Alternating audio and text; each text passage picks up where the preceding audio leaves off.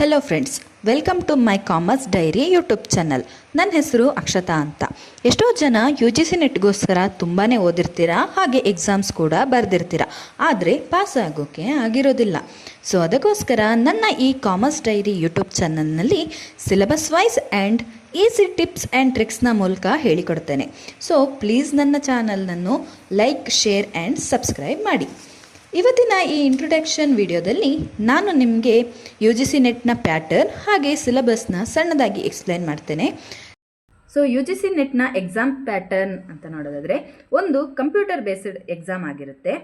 Next question papers ಹೇಗಿರುತ್ತೆ ಅಂದರೆ, ಎರಡು ರೀತಿಯ ಕ್ವಶನ್ ಪೇಪರ್ ಕೊಡ್ತಾರೆ. ಒಂದು ಜನರಲ್ ಪೇಪರ್, ಇನ್ನೊಂದು ಸಬ್ಜೆಕ್ಟ್ ಪೇಪರ್ ಆಗಿರುತ್ತೆ.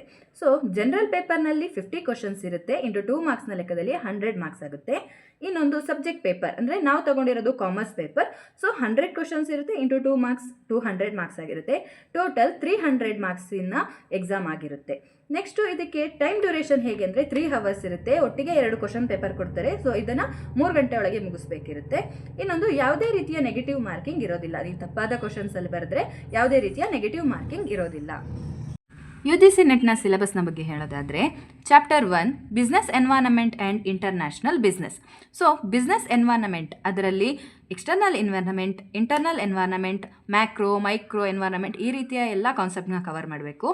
Next concept of international business. So international ಬಿಸ್ನೆಸ್ನ ಮೋಡ್ ಹೇಗಿರುತ್ತೆ ಅಥವಾ ಏನು ಅನ್ನೋದನ್ನು ಅದ್ರ ಬಗ್ಗೆ ತಿಳ್ಕೊಂಡಿರಬೇಕಾಗುತ್ತೆ. Next foreign direct investment and balance of payment. So foreign direct investment ಮತ್ತು ಪೋರ್ಟ್ಫೋಲಿಯೋ ಇನ್ವೆಸ್ಟ್ಮೆಂಟು, ಈ ರೀತಿಯ ಬಗ್ಗೆ ಎಲ್ಲ ತಿಳ್ಕೋಬೇಕು. Next regional economic integration and WTO. So organisational bodies ಇರ್ತಾವಲ್ಲ, IMF ಆಗಿರ್ಬೋದು, WTO, ಈ ರೀತಿಯ ಎಲ್ಲ ಇನ್ಫಾರ್ಮೇಷನ್ನ ನಾವು ಓದ್ಕೊಂಡಿರಬೇಕಾಗಿರುತ್ತೆ. ನೆಕ್ಸ್ಟು ಚಾಪ್ಟರ್ 2ನಲ್ಲಿ ಅಕೌಂಟಿಂಗ್ ಆ್ಯಂಡ್ ಆಡಿಟಿಂಗ್ ಆಗಿರುತ್ತೆ. So accounting and its concept. So ಅಕೌಂಟಿಂಗ್ನಲ್ಲೇ ನೀವು ನೋಡಿರ್ತೀರ ತುಂಬ ರೀತಿಯ ಕಾನ್ಸೆಪ್ಟ್ಗಳಿದೆ, ಅವೆಲ್ಲವನ್ನು ಕವರ್ ಮಾಡಬೇಕು. ನೆಕ್ಸ್ಟು ಅಕೌಂಟಿಂಗ್ನ ಟೈಪ್ಸ್ ಆಗಿದೆ, ಪಾರ್ಟ್ನರ್ಶಿಪ್ ಅಕೌಂಟ್ಸ್ ಆಗಿರ್ಬೋದು, ಕಾರ್ಪೊರೇಟ್ ಅಕೌಂಟ್ಸ್ ಆಗಿರ್ಬೋದು, ಕಾಸ್ಟ್ ಅಕೌಂಟ್, ಮ್ಯಾನೇಜ್ಮೆಂಟ್ ಅಕೌಂಟ್, ಈ ರೀತಿಯ ಎಲ್ಲ ಅಕೌಂಟಿಂಗ್ನ ಬಗ್ಗೆ ಓದಿರಬೇಕಾಗಿರುತ್ತೆ.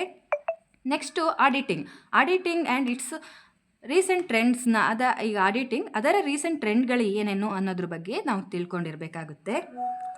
Unit 3 business economics. So business economics ಅಂದರೆ ಏನು, ಅದರ ಸ್ಕೋಪ್ಗಳೇನು, ಅಬ್ಜೆಕ್ಟಿವ್ಸ್ ಏನು ಅನ್ನೋದನ್ನು ತಿಳ್ಕೋಬೇಕು. ಇನ್ನೊಂದು ಡಿಮ್ಯಾಂಡ್ ಅನಾಲಿಸಿಸ್, ಅದರಲ್ಲಿ ಲಾ ಆಫ್ ಡಿಮ್ಯಾಂಡ್ ಆಗಿರ್ಬೋದು, ಎಲಾಸ್ಟಿಸಿಟಿ ಆಫ್ ಡಿಮ್ಯಾಂಡು, ಈ ರೀತಿಯ ಬಗ್ಗೆ ಎಲ್ಲ ತಿಳ್ಕೊಂಡಿರಬೇಕು. ನೆಕ್ಸ್ಟು ಕನ್ಸ್ಯೂಮರ್ನ ಬಿಹೇವಿಯರ್ ಹೇಗೆ, ಅವನ ಯುಟಿಲಿಟಿ ಅಥವಾ ಪ್ರೊಡ್ಯೂಸರ್ನ ಬಿಹೇವಿಯರ್ ಹೇಗೆ, ಈ ರೀತಿಯ ಇನ್ಫಾರ್ಮೇಷನ್ನ ನಾವು ಕಾನ್ಸೆಪ್ಟ್ನ ಓದಿರಬೇಕಾಗುತ್ತೆ. ಇನ್ನೊಂದು market structure and price determination. So price skimming ಆಗಿರೋದಾಗಿರ್ಬೋದು, ಪ್ರೈಸ್ ಪೆನೆಟ್ರೇಷನ್, ಈ ರೀತಿಯ ಇನ್ಫಾರ್ಮೇಷನ್ ಎಲ್ಲವೂ ಈ 3rd ಚಾಪ್ಟರ್ನಲ್ಲಿ ಓದಿರಬೇಕಾಗುತ್ತೆ. ನೆಕ್ಸ್ಟು ಯೂನಿಟ್ 4ನಲ್ಲಿ ಬಿಸ್ನೆಸ್ ಫೈನಾನ್ಸ್ನ ಬಗ್ಗೆ ತಿಳ್ಕೊಬೋದು. So finance and its sources ಅಂದರೆ ಯಾವ ರೀತಿಯಲ್ಲಿ ನಮಗೆ ಫೈನಾನ್ಸ್ ಸಿಗುತ್ತೆ, ಅಂದರೆ ಲೀಸಿಂದ ಆಗಿರ್ಬೋದು, ಈ ರೀತಿಯಾದಂಥ ಫೈನಾನ್ಸ್ನ ಬಗ್ಗೆ ತಿಳ್ಕೋಬೇಕು. Next capital structure and budgeting. So capital structure ಹೇಗಿರುತ್ತೆ ಅಥವಾ ಬಜೆಟ್ ನಾವು ಹೇಗೆ ಮಾಡೋದು ಏನು ಅನ್ನೋದ್ರ ಬಗ್ಗೆ ಇನ್ಫಾರ್ಮೇಷನ್ನ ನಾವು ಓದಿರಬೇಕಾಗಿರುತ್ತೆ. Next working capital and dividend. So dividend ಕೊಡ್ತಾರಲ್ಲ ಕಂಪ್ನಿಯಲ್ಲಿ, ಅದರ ರೀತಿಯ ಅದು ಹೇಗೆ ಕೊಡ್ತಾರೆ, ಅದರ ಫಾರ್ಮುಲಾಗಳೇನು, ಈ ರೀತಿಯ ಎಲ್ಲವನ್ನು ತಿಳ್ಕೊಂಡಿರಬೇಕು.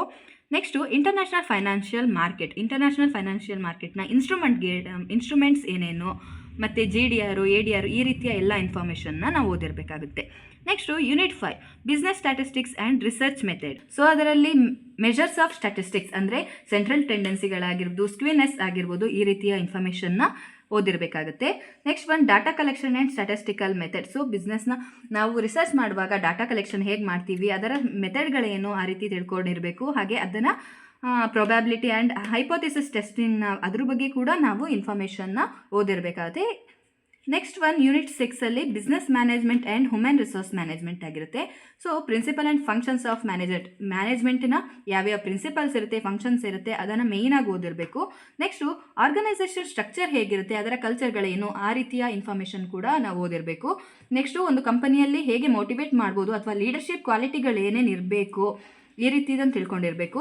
ನೆಕ್ಸ್ಟು ಹ್ಯೂಮನ್ ರಿಸೋರ್ಸ್ ಮ್ಯಾನೇಜ್ಮೆಂಟ್ನ ಬಗ್ಗೆ ಅಥವಾ ಅದರ ಪ್ಲಾನಿಂಗ್ಗಳ ಬಗ್ಗೆ ಓದಿರಬೇಕು. ನೆಕ್ಸ್ಟು ಕಾಂಪನ್ಸೇಷನ್ ಕೊಡಬೇಕು ಅಥವಾ ಅದರ ಮತ್ತು ಎಂಪ್ಲಾಯಿಗಳ ಪರ್ಫಾರ್ಮೆನ್ಸ್ನ ಅಪ್ರೈಸಲ್ ಮಾಡುವಂಥದ್ದು ವೆರಿ ಇಂಪಾರ್ಟೆಂಟ್ ಆಗಿರುತ್ತೆ. ಯೂನಿಟ್ 7ನಲ್ಲಿ ಬ್ಯಾಂಕಿಂಗ್ ಆ್ಯಂಡ್ ಫೈನಾನ್ಷಿಯಲ್ ಇನ್ಸ್ಟಿಟ್ಯೂಷನ್ಸ್ ಬರುತ್ತೆ. ಸೊ ಅದರಲ್ಲಿ ಬ್ಯಾಂಕ್ ಆ್ಯಂಡ್ ಇಸ್ ಟೈಪ್ಸ್ಗಳು, ಅಂದರೆ ಯಾವ್ಯಾವ ಬ್ಯಾಂಕ್ ಅಂದರೆ ಯಾವುದು, ಅದರ ಟೈಪ್ಸ್ ಪ್ರೈವೇಟು, ಪಬ್ಲಿಕ್ಕು, ಈ ರೀತಿಯ ಎಲ್ಲ ಟೈಪ್ಸ್ನ ಬಗ್ಗೆ ತಿಳ್ಕೊಂಡಿರಬೇಕು. ಇನ್ನೊಂದು ಬ್ಯಾಂಕಿಂಗ್ ಸೆಕ್ಟರ್ ರಿಫಾರ್ಮ್ಸ್, ಇಂಡಿಯಾದಲ್ಲಿ ಯಾವ್ಯಾವ ಥರದಲ್ಲಿ ಬ್ಯಾಂಕಿಂಗ್ ಸೆಕ್ಟರ್ ರಿಫಾರ್ಮ್ಸ್ ಇದೆ ಅನ್ನೋದನ್ನು ನಾವು ತಿಳ್ಕೊಂಡಿರಬೇಕು. Next financial market and institutions ಇರುತ್ತೆ. ಸೊ ಅದನ್ನ ಬಗ್ಗೆ ನಾವು ಫಸ್ಟಾಗಿ ಮೇಯ್ನಾಗಿ ತಿಳ್ಕೊಂಡಿರಬೇಕು. ಯಾಕಂದರೆ ಈಗ MBFC ಆಗಿರ್ಬೋದು, ಮ್ಯೂಚುವಲ್ ಫಂಡ್ಸು, ಆ ರೀತಿಯ ಇನ್ಫಾರ್ಮೇಷನ್ ಅದೆಲ್ಲವೂ ತಿಳ್ಕೊಂಡಿರಬೇಕು. ನೆಕ್ಸ್ಟ್ ಇನ್ಶೂರೆನ್ಸ್ ಅಂದರೆ ಏನು, ಇನ್ಶೂರೆನ್ಸ್ ಟೈಪ್ಸು, ಈ ರೀತಿಯ ಎಲ್ಲ ಇನ್ಫಾರ್ಮೇಷನು ಈ ಚಾಪ್ಟರ್ನಲ್ಲಿ ನಾವು ಓದಿರಬೇಕಾಗಿರುತ್ತೆ. ನೆಕ್ಸ್ಟು ಯೂನಿಟ್ 8ಅಲ್ಲಿ ಮಾರ್ಕೆಟಿಂಗ್ ಮ್ಯಾನೇಜ್ಮೆಂಟ್ ಆಗಿರುತ್ತೆ. ಸೊ ಈಗ ಗೊತ್ತಿರುತ್ತೆ main marketing is very important ಆಗಿರುತ್ತೆ. ಸೊ ಮಾರ್ಕೆಟಿಂಗ್ ಮತ್ತು ಅದರ ಸೆಗ್ಮೆಂಟೇಷನ್ಗಳೇನೇನು, ಸರ್ವಿಸ್ ಮಾರ್ಕೆಟಿಂಗ್ ಅಂದರೆ ಏನು, ಆಮೇಲೆ ಯಾವ ಟ್ರೆಂಡ್ಸ್ ಇದ್ದಾವೆ, ಈಗ ಪ್ರೆಸೆಂಟ್ನಲ್ಲಿ ಯಾವ್ಯಾವ ಟ್ರೆಂಡ್ಸ್ ಯೂಸ್ ಮಾಡ್ತಿದ್ದಾರೆ ಮಾರ್ಕೆಟಿಂಗ್ ಮಾಡೋದಕ್ಕೆ, ಮಾರ್ಕೆಟಿಂಗ್ ಡಿಸಿಷನ್ ಬಗ್ಗೆ ಎಲ್ಲ ಕಲಿತಿರಬೇಕಾಗಿರುತ್ತೆ. ನೆಕ್ಸ್ಟು ಯೂನಿಟ್ 9ನಲ್ಲಿ ಲೀಗಲ್ ಆಸ್ಪೆಕ್ಟ್ಸ್ ಆಫ್ ಬಿಸ್ನೆಸ್ನ ಬಗ್ಗೆ ತಿಳ್ಕೊಳ್ಬೇಕು. ಸೊ ಇಂಡಿಯನ್ ಕಾಂಟ್ರಾಕ್ಟ್ ಆ್ಯಕ್ಟ್ನ ಬಗ್ಗೆ, ಆ್ಯಕ್ಟ್ಗಳು, ಇಂಡಿಯನ್ ಕಾಂಟ್ರಾಕ್ಟ್ ಆ್ಯಕ್ಟ್ ಆಗಿರ್ಬೋದು, ಇನ್ನೊಂದು legal aspect of companies and companies act, firms act ಆಗಿರ್ಬೋದು, ಆಮೇಲೆ ಗೂಡ್ಸ್ ಆ್ಯಂಡ್ ಸರ್ವಿಸಸ್ನ ಆ್ಯಕ್ಟ್ಗಳ ಬಗ್ಗೆ, ಈ ರೀತಿಯ ಎಲ್ಲ ಆ್ಯಕ್ಟ್ಗಳ ಬಗ್ಗೆ ಮೇಯ್ನಾಗಿ ಈ ಚಾಪ್ಟರ್ ಇಸ್ ವೆರಿ ಇಂಪಾರ್ಟೆಂಟ್ ಆಗಿರುತ್ತೆ. ಸೊ ಇದನ್ನು ತುಂಬ ಕಾನ್ಸಂಟ್ರೇಟ್ ಮಾಡಿ ಓದಿ. ನೆಕ್ಸ್ಟು ಯೂನಿಟ್ 10ನಲ್ಲಿ income tax and corporate tax ಪ್ಲಾನಿಂಗ್ನ ಬಗ್ಗೆ ತಿಳ್ಕೊಬೇಕು. ಸೊ ಇನ್ಕಮ್ ಟ್ಯಾಕ್ಸ್ನ ಹೇಗೆ ಏನೇನು ಕಾನ್ಸೆಪ್ಟ್ಗಳಿರುತ್ತೆ, ಅದರಲ್ಲಿ ಎಕ್ಸಂಪ್ಷನ್ ಇನ್ಕಮ್ ಯಾವುದು, ಈ ರೀತಿಯ ಪ್ರತಿಯೊಂದು ಇನ್ಫಾರ್ಮೇಷನ್ನ ಈ ಚಾಪ್ಟರ್ನಲ್ಲಿ ಓದಬೇಕಾಗಿರುತ್ತೆ.